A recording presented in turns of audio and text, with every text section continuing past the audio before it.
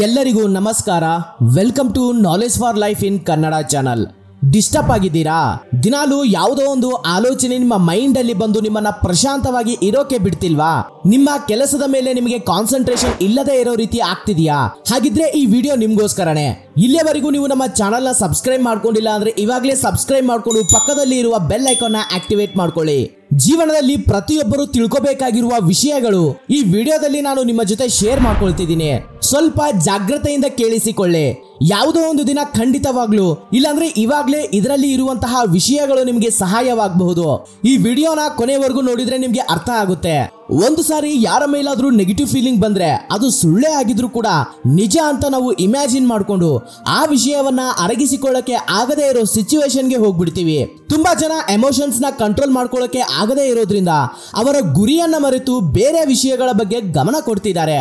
ಇದೆಲ್ಲದಕ್ಕೂ ಮೂಲ ನೀವು ಯೋಚನೆ ಮಾಡುತ್ತಿರುವ ವಿಧಾನವೇ ಕಾರಣ. ಯಾವ ರೀತಿಯ ಸಮಸ್ಯೆ ಆದ್ರೂ ಹೇಗೆ ಎದುರಿಸಬೇಕು ಅಂತ ಇವಾಗ ನೋಡೋಣ. ಇತ್ತೀಚಿನ ದಿನಗಳಲ್ಲಿ ಪ್ರಶಾಂತವಾಗಿ ನಾವು ನಮ್ಮ ಕೆಲಸದ ಮೇಲೆ ಕಾನ್ಸಂಟ್ರೇಷನ್ ಮಾಡೋದು ತುಂಬಾನೇ ಕಷ್ಟ. ಆದ್ರೆ ಸಾಧ್ಯನೇ ಇಲ್ಲ ಅನ್ನೋದಕ್ಕೆ ಆಗೋದಿಲ್ಲ.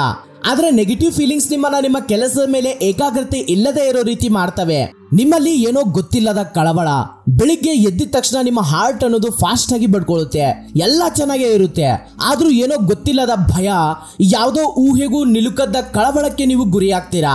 ಅದರ ಅರ್ಥ ನಿಮಗೆ ಗೊತ್ತಾಗದೆ ನಿಮ್ಮ ಮೈಂಡ್ ನಿಮಗೆ ಕೊಡ್ತಿರುವಂತಹ ಇಂಡಿಕೇಶನ್ ಅದೇನಂದ್ರೆ ನಿಮಗೆ ಗೊತ್ತಿಲ್ಲದೇನೆ ನಿಮ್ಮೊಳಗಡೆ ಲೋಪಗಳು ಇದಾವೆ.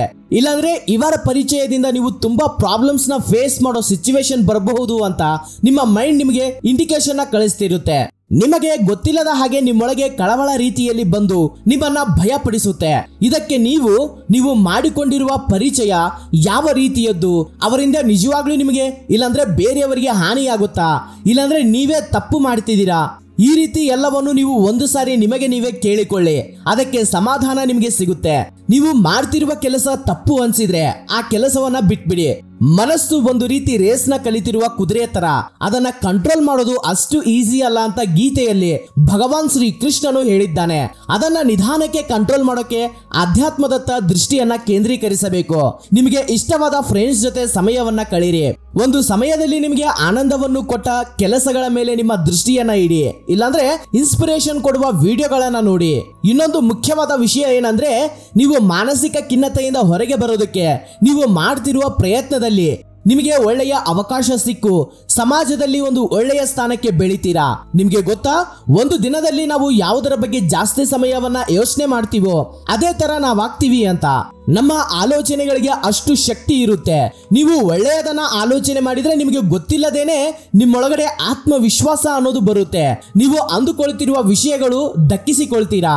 ಅಂದ್ರೆ ನಿಮ್ಮ ಸಬ್ ಕಾನ್ಸಿಯಸ್ ಮೈಂಡ್ ನೀವು ಯೋಚನೆ ಮಾಡ್ತಿರುವ ಆಲೋಚನೆಯನ್ನ ನಂಬಿ ಅದನ್ನ ನಿಜ ಮಾಡುತ್ತೆ. ಸೊ ನೆನಪಿಟ್ಟುಕೊಳ್ಳಿ, ನೀವು ನೆಗೆಟಿವ್ ಆಲೋಚನೆಗಳಿಗೆ ಗುರಿಯಾಗಬೇಡಿ.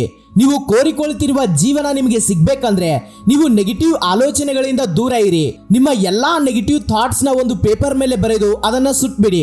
ಹೀಗೆ ದಿನಾಲೂ ರಾತ್ರಿ 21 ದಿನ ಮಾಡಿ ಸಾಕು. ನೀವು ಆಲ್ಮೋಸ್ಟ್ ನೆಗೆಟಿವ್ ಥಾಟ್ಸ್ ಇಂದ ರಿಕವರಿ ಆಗ್ತೀರಾ.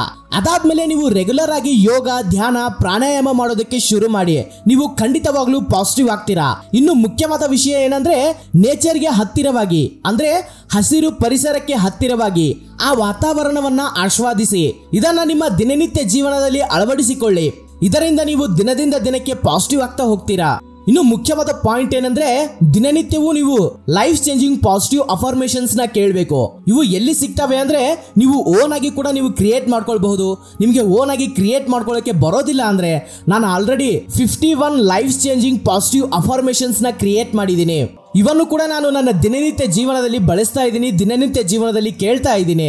ಇವುಗಳನ್ನ ಬೆಳಗ್ಗೆ ಎದ್ದಿದ ತಕ್ಷಣ ಹಾಗೂ ರಾತ್ರಿ ಮಲಗಿಕೊಳ್ಳೋದಕ್ಕಿಂತ ಮುಂಚೆ ಕೇಳಬೇಕು.